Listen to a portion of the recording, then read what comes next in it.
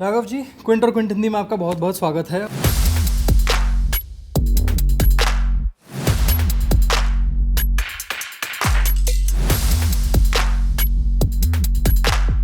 बड़ी बड़ी बातें करने वाले, मन की बात करने वाले प्रधानमंत्री अब मणिपुर की बात करें।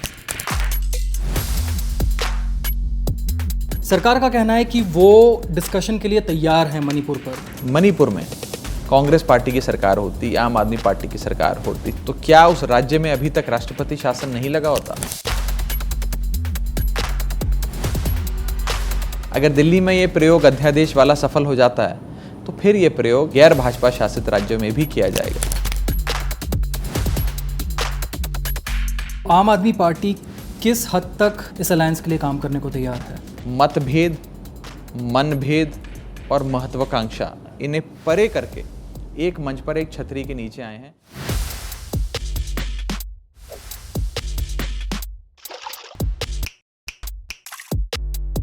राघव जी, क्विंट और क्विंट हिंदी में आपका बहुत बहुत स्वागत है और हमारे शो बड़ी बड़ी बातें पर आपका बहुत बहुत स्वागत है। This term can be construed in a lot of ways. According to you, कौन करता है देश में बड़ी बड़ी बातें? देखिए, मैं तो बस यही कहूँगा, बड़ी बड़ी बातें और बड़े बड़े कामों में ज़मीन आसमान का अंतर होता है। बड़ी बड़ी बातें आजकल तो इस देश में देश के प्रधानमंत्री सबसे ज़्यादा करते हैं, लेकिन मणिपुर की बात नहीं करते हैं। और सदन के भीतर भी मैं लगातार ये कहता हूँ कि बड़ी बड़ी बातें करने वाले, मन की बात करने वाले प्रधानमंत्री मन की बात छोड़कर अब मणिपुर की बात करें। थोड़ी सी मणिपुर की बात भी हो जाए। आपकी मन की बात तो देश कई सालों से सुन रहा है, अब थोड़ी मणिपुर की बात हो जाए। मणिपुर पर काफ़ी हंगामा पार्लियामेंट में हो रहा है। संजय सिंह जी को सस्पेंड कर दिया गया है। सरकार का कहना है कि वो डिस्कशन के लिए तैयार है मणिपुर पर। फिर यह हंगामा क्यों हो रहा है और क्या वजह हो गई कि सस्पेंशन हो गया? देखिए, सारा विपक्ष मिलकर सरकार से और राज्यसभा के चेयरमैन साहब से ये निवेदन कर रहा है कि हमारे देश का एक अभिन्न अंग, एक बहुत ही महत्वपूर्ण बॉर्डर स्टेट मणिपुर पिछले 80 दिन से जल रहा है। और वहाँ पर जो हैवानियत भरी घटनाएं और उसके वीडियोस और तस्वीरें सामने आ रही हैं, उसने मुझे लगता है पूरे देश की आत्मा को झंझोड़ के रख दिया है। तो मणिपुर पर बहस हो, चर्चा हो, लेकिन केंद्र सरकार शायद बहस और चर्चा नहीं चाहती है, इसीलिए सदन को नहीं चलने दिया जा रहा। विपक्ष तो रोज़ मांग करता है चर्चा हो। मैंने खुद जितने भी दिन मॉनसून सत्र में राज्यसभा का सेशन बैठा है, हाउस की सिटिंग हुई है, उन सारे दिनों पर नोटिस देकर बहस की मांग करी है। एक भी दिन हमारा नोटिस स्वीकार नहीं होता है। देखिए, आपको समझना पड़ेगा कि अगर संसद, जो भारत देश के लोकतंत्र का सबसे बड़ा मंदिर है, अगर उसमें एक राज्य पर हो रही आक्रमण और राज्य के भीतर चल रहे एक इंटरनल डिस्टर्बेंस पर, जिसमें लाखों लोग बेघर हो गए, कई लोगों की मौत हो गई, crimes against humanity, crimes against women लगातार वहाँ बढ़ते जा रहे हैं, अगर उस पर संसद में चर्चा नहीं होगी तो कहाँ होगी? और क्या विपक्ष कोई बहुत बड़ी चीज़ मांग रहा है? क्या हमने चांद सितारे मांग लिए हैं सरकार से? कोई हीरे जेवरात, कोई ज़मीन, कोई जायदाद मांग ली है सेंट्रल गवर्नमेंट से? और जितना बीजेपी की सरकार इस चर्चा से भाग रही है, उतना शक मन में पैदा होता है कि न जाने किस चीज़ पे पर्दा डालने का प्रयास बीजेपी द्वारा किया जा रहा है, क्योंकि वो चर्चा से भाग रही है। आम आदमी पार्टी प्रेसिडेंट्स रूल की मांग कर रही है। आपके हिसाब से प्रेसिडेंट्स रूल क्या मणिपुर की प्रॉब्लम को सॉल्व करेगा या दुविधाएं सिर्फ बढ़ेंगी? देखिए, दो बहुत इम्पॉर्टेंट अनुच्छेद हैं भारत के संविधान के, आर्टिकल्स हैं of the Indian constitution, article 355 और आर्टिकल 356। आर्टिकल 355 ये कहता है कि सेंट्रल गवर्नमेंट, केंद्र सरकार की जिम्मेदारी बनती है कि हर राज्य में शांति हो, सद्भाव हो, और अगर किसी भी राज्य पर या इंटरनल डिस्टर्बेंस के चलते या कोई एक्सटर्नल अग्रेशन के चलते राज्य की सुख शांति भंग हो जाती है, तो केंद्र की जिम्मेदारी बनती है कि पीस को रिस्टोर कराए और उस राज्य की रक्षा करे। उसका अगला अनुच्छेद है आर्टिकल 356, जो प्रेसिडेंट्स रूल की बात करता है। प्रेसिडेंट्स रूल लगने की प्रक्रिया क्या होती है?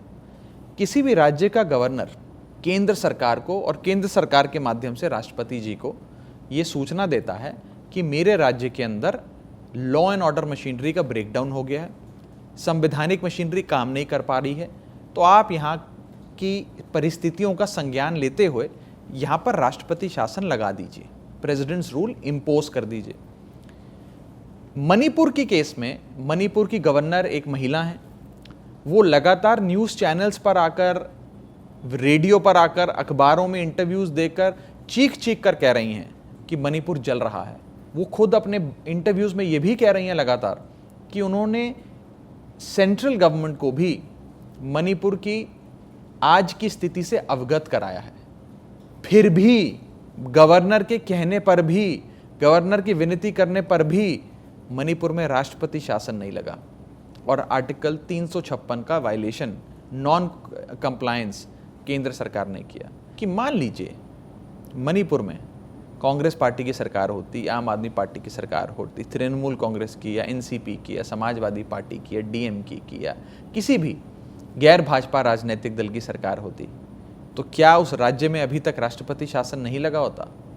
Raghav ji used the term non compliance by the central government. जब इस नॉन कंप्लायंस की बात आती है तो दिल्ली ऑर्डिनेंस की भी बात आती है, सुप्रीम कोर्ट के वर्डिक्ट की बात आती है। दिल्ली ऑर्डिनेंस के लिए दिल्ली सरकार की जो लड़ाई सुप्रीम कोर्ट में चल रही है और अभी एमपीज़ की लड़ाई जो पार्लियामेंट में भी चल रही है, राज्यसभा में आंकड़े हैं इस ऑर्डिनेंस को ना पास होने देने के लिए, लेकिन शायद वो कम पड़ जाएं। कुछ ऐसे बिग प्लेयर्स हैं जैसे कि बीएसपी, बीजेडी, वाईएसआरसीपी, जिन पर ये निर्भर करता है कि ये ऑर्डिनेंस पास होगा राज्यसभा से या नहीं होगा।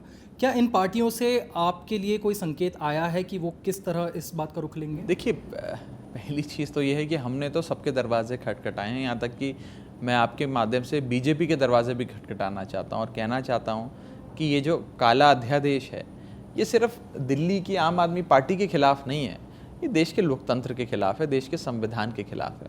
और अगर आप सब संविधान के हिमायती हैं, लोकतंत्र को बरकरार रखना चाहते हैं, संघीय ढांचे की रक्षा करना चाहते हैं, सब साथ आएँ, मिलकर इस काला अध्यादेश को हम लोग हराएंगे। आप इस अध्यादेश को सिर्फ दिल्ली के परिप्रेक्ष्य से मत देखिए। दिल्ली में तो केवल प्रयोग किया जा रहा है। अगर दिल्ली में ये प्रयोग अध्यादेश वाला सफल हो जाता है तो फिर ये प्रयोग अन्य राज्यों में, गैर भाजपा शासित राज्यों में भी किया जाएगा। तो हमें सतर्क रहना होगा और सबको मिलकर हराना होगा। जब सदन में बिल पेश होगा, उस पर क्या चर्चा होगी, क्या मतदान होगा, उस समय तय किया जाएगा। अगर ये राज्यसभा से पास होता है तो आम आदमी पार्टी की रिलायंस सुप्रीम कोर्ट पर कंप्लीटली रहेगी इस बात को देखिए, लेकर? पहली चीज़ तो ये है कि ये सदन के भीतर प्रस्तुत ही नहीं किया जाना चाहिए। इंट्रोडक्शन जो है इस बिल का वो इम्परमिसिबल है कानून में, और इसी के चलते मैंने चेयरमैन साहब को एक चिट्ठी भी लिखी है। इम्परमिसिबल इसलिए है क्योंकि पहली चीज़, ये सुप्रीम कोर्ट के फैसले को पलटने के लिए बनाया गया कानून है। किसी भी सुप्रीम कोर्ट के फैसले को आप सिर्फ एक कानून के माध्यम से नहीं पलट सकते। जो आधार होता है उस सुप्रीम कोर्ट के जजमेंट का, basis of the supreme court judgement, उस आधार को बदलना पड़ता है। आधार बदलोगे तभी निर्णय पलटा जा सकता है, बिना आधार बदले निर्णय नहीं पलट सकते। तो ये एक सबसे बड़ी संवैधानिक चूक है। दूसरी, कोई भी कानून जो बनता है वो संविधान के आर्टिकल्स को इन्फोर्स करने के लिए बनाया जाता है। ये कानून आर्टिकल 239AA को बर्बाद करता है, तहस नहस करता है, डिस्ट्रॉय करता है, तार तार करता है, ना कि उसे इन्फोर्स करता है। तो ये गैर संवैधानिक है। और तीसरा और आखिरी जो कारण है कि क्यों इस बिल को प्रस्तुत ही नहीं करना चाहिए, वो ये है कि ये मसला अभी सुप्रीम कोर्ट में पेंडिंग है। सुप्रीम कोर्ट इस विषय पर चर्चा कर रहा है। सुप्रीम कोर्ट ने संवैधानिक पीठ के गठन करने का फैसला कर दिया है। सुप्रीम कोर्ट इसका संज्ञान लेगा। सब जुडिस है मैटर, इस पे तो वैसे ही कोई चर्चा सदन में नहीं होनी चाहिए। पहले कोर्ट अपना फैसला दे दे, उसके बाद इस बिल को सरकार लाए। अगर उसकी वैधता और उसकी संवैधानिकता पे सुप्रीम कोर्ट अपनी मोहर लगाता है तो इसको सदन के भीतर लाया जाए। You spoke about constitutional attack. Now that is one of the issues on which this opposition alliance India has been formed, of which the Aam Aadmi Party is very much an integral and a very important part of. We know what the India alliance is fighting against, but what do you think the India alliance will offer to the country which the BJP cannot in terms of governance? देखिए, पहली चीज़ ये है कि ये देश अभी बहुत बड़ी चुनौतियों से गुजर रहा है। Inflation and price rise, unemployment, crony capitalism, बहुत सारे इकोनॉमिक और सोशल चैलेंजेस से ये देश जूझ रहा है। और अब नेशनल सिक्योरिटी का चैलेंज हमारे सामने है, जिसमें हमारा एक राज्य देश का मणिपुर बहुत सारी परेशानियों से जूझ रहा है। And BJP has miserably failed at providing law and order and proper security, peace, harmony to the state of Manipur. ये तमाम चैलेंजेस को रिजॉल्व करने के लिए और एक आज के युग के भारत की एक नया ब्लूप्रिंट बनाने के लिए ये सारे पार्टनर्स साथ में आए हैं, सारी पॉलिटिकल पार्टी साथ में आई हैं। इनमें से कुछ राजनीतिक दलों के कोई पुराने चुनावी रण के मैदान में मतभेद रहे होंगे, क्लैशेस भी रहे हैं, एक दूसरे के खिलाफ चुनाव लड़े, लेकिन सब अपने मतभेद, मनभेद और महत्वाकांक्षा, ये 3 म से शुरू होने वाले शब्द मतभेद, मनभेद और महत्वाकांक्षा, इन्हें परे करके एक मंच पर एक छतरी के नीचे आए हैं, देश के लिए आए हैं, अपने लिए नहीं आए कि देश को बचाना है, देश को आगे बढ़ाना है और इस निकम्मी सरकार से छुटकारा दिलाना है। इंडिया अलायंस की जब एक बात करते हैं तो काफ़ी सर्वेस, काफ़ी पॉलिटिकल पंडित्स के द्वारा ये कहा गया है पहले से कि कांग्रेस के जो कोर वोटर्स हैं वो कहीं ना कहीं कुछ सालों में आम आदमी पार्टी के साथ शिफ्ट हुए हैं। वैसे ही कुछ वोटर्स हैं जो चाहते हैं कि आम आदमी पार्टी की सरकार दिल्ली में हो और भारतीय जनता पार्टी या मोदी जी की सरकार सेंटर में हो। क्या आपको लगता है एक अलायंस में एंटर करना जहां पर कांग्रेस भी मौजूद है, कहीं ना कहीं दोनों तरह के वोटर्स को, जो आम आदमी पार्टी के कोर वोटर्स बने हैं, उनको कहीं ना कहीं एक अपसेट करने की गुंजाइश है? देखिए, ऐसा नहीं होता राजनीति में, जिस सिंपलिस्टिक एनालिसिस करने का प्रयास कर रहे हैं। जब आम आदमी पार्टी दिल्ली में चुनाव लड़ती है तो हमें 54, 55, 56, 57% वोट मिलता है। इसका मतलब ये कि सब वोट देते हैं, सारी पॉलिटिकल पार्टीज़ के लोग, हर जात, हर बिरादरी, हर धर्म, हर समुदाय, हर उम्र, हर जेंडर, सारे लोग हमें वोट देते हैं। तो इसे सिर्फ एक इस परिप्रेक्ष्य में नहीं देखा जा सकता कि कांग्रेस का वोट ले लिया या बीजेपी का ले लिया, एक विषय। दूसरा विषय, आपको आज के 2024 के चुनाव की तुलना करनी पड़ेगी 1970 के दशक से। 1970 में, 71 में बल्कि खास तौर पे जब बांग्लादेश लिबरेशन हुआ, उसके बाद इंदिरा गांधी जी उस समय देश की प्रधानमंत्री थी, बड़ी लोकप्रिय थी, बड़ी शक्तिशाली थी। लेकिन भाई 75, 76, 77 के दौर में महंगाई बढ़ी, इमरजेंसी लागू करेगी, बेरोज़गारी बढ़ी, और उसमें फिर तमाम राजनीतिक दल देश की जनता की आवाज़ पे साथ आए, देश की जनता के आह्वान पे साथ आए, और विचारधारा के रूप से एक दूसरे के बिल्कुल ऑपोजिट्स थे। जनसंघ के लोग कम्युनिस्ट वामपंथियों के साथ आ गए, सोशलिस्ट भी साथ आ गए, कई प्रकार छोटी छोटी रीजनल पार्टी साथ आ गई, और एक छतरी के नीचे सब आए। जनता पार्टी नाम की एक छतरी बनी और इंदिरा गांधी जी के खिलाफ एक प्रत्याशी लड़ा, एक कांग्रेस के प्रत्याशी के सामने, और हम सब जानते हैं नतीजा क्या हुआ था। 295 सीट्स उस समय शायद जनता पार्टी की आई थी और सरकार उन्होंने अपनी बनाई थी।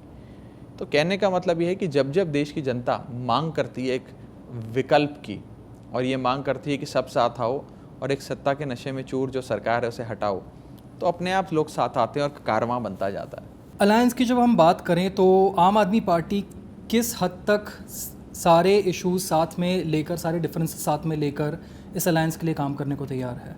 देखिए, आगे अब अलायंस जैसे जैसे चलेगी तो आपको उसके बारे में और सूचनाएं समय समय पर मिलती रहेंगी। अलायंस का मतलब ये नहीं है कि हर विषय पर सबकी सहमति हो जाए, हर टॉपिक पे। जो एक विषय पे मेरी सोच है वो आपकी सोच भी हो जाए।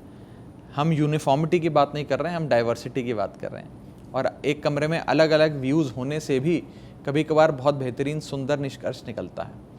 हर पहलू पे चर्चा होती है और हर पहलू पे चर्चा करने के बाद एक अच्छा निष्कर्ष निकलता है। लेकिन मोटे मोटे तौर पे जो आज के रोज़मर्रा के जीवन में इंसान को परेशानियां हैं या देश के सामने जो चुनौतियां हैं, उन सब के समाधान लेकर ये पूरा जो अलायंस एक बना है, ग्रुप बना है, एक कुनबा तैयार हुआ है इंडिया नाम का, वो साथ आएगा और आगे बढ़ेंगे हम लोग। Because you spoke about diversity and multiple views in one room, as a leader, do you see any positives in the BJP and the Congress? देखिए, हर पॉलिटिकल पार्टी की अपनी स्ट्रेंथ होती है, अपनी वीकनेसेस होती हैं। उनके अंदर भी कुछ ऐसे लोग होते हैं जो जिनसे काफ़ी कुछ सीखने को मिलता है। अटल बिहारी वाजपेयी जी से लेकर सोनिया गांधी जी तक, हर राजनीतिक दल के हर बड़े नेता के अंदर कई खूबियाँ होती हैं। और मैं बहुत ही कम उम्र में देश की राजनीति में एक बड़ी जिम्मेदारी मेरी पार्टी ने मुझे, मेरे नेता अरविंद केजरीवाल जी ने दी है। तो मुझे तो ये सारे जितने भी दिग्गज नेता रहे हैं उनसे बहुत कुछ सीखने को मिलता है। उनके बारे में सुनता भी हूँ, पढ़ता भी हूँ, देखता भी हूँ। Anybody you look forward to meeting or you are impressed by in the opposition alliance? I'm impressed by a lot of people. Why name only one? एक का नाम लूँगा तो बाकी मुझसे नाराज़ हो जाएंगे।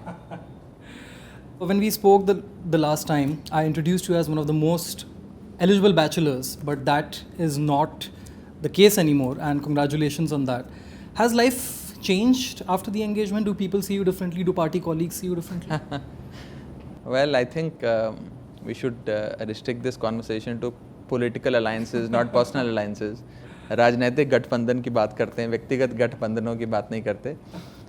बट येस, मोस्ट सर्टनली अब मेरे जो कॉलीग्स हैं, जो मेरे साथी हैं पार्टी में, मेरे सीनियर्स हैं, अब वो मेरी टांग कम खींचते हैं. पहले बोला करते थे शादी कर लो, कब करोगे. अब थोड़ी कम टांग खींचते हैं क्योंकि उन्हें पता है कि अब शादी होने वाली है. Thank you so much Raghav ji, thank you for your time. क्विंटर क्विंट हिंदी के लिए आपका समय देने के लिए बहुत बहुत शुक्रिया. Thank you so much.